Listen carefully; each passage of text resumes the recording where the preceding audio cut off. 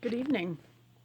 I am not sure what it was about your post that made me really think about the least of these and how we are to end up coming alongside them and to help them. We're called to through Jesus, but yet, and we're reminded that, we are to end up helping the least of these. That's one of those things that we're actually honoring Him and doing. And it came to mind Mark 10, verses 43 through 45, excuse me, as I read this.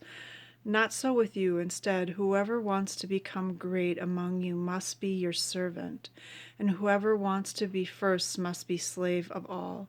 For even the Son of Man did not come to be served, but to serve, and to give his life as a ransom for many. This was right after John and James asked to be seated at his right and left hand. And our Lord ended up telling him that, that those places are already taken, but in order for you to be great amongst them in heaven, you must be the least. And I think that's the thing for us, is when we can end up putting ourselves as the least, walking with them, being able to empathize with what they're going through, there is going to be a great social justice that will take place, because we will be caring for those who don't necessarily speak out for themselves, whether it be the homeless, the poor, those severely mentally uh, ill. There's so many times where they don't have a voice. And when we can end up being able to walk beside them in a loving and caring way that Jesus taught us, we can change their world.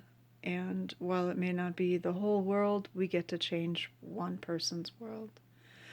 I think social justice was an interesting unit for me as I was thinking about what we are called to do as Christians and what we do on a daily basis. And so, yeah, I think you're right. I think we all are on our own journey, and we need to be reminded of that daily, that not everybody is in the same spot. Not everybody is where they need to be, and that they crave to be on a better plane too. I pray that you enjoy the rest of your time as your studies continue. I pray God's blessing upon you, and I hope you enjoy the rest of your weekend. Good luck in the future. Bye.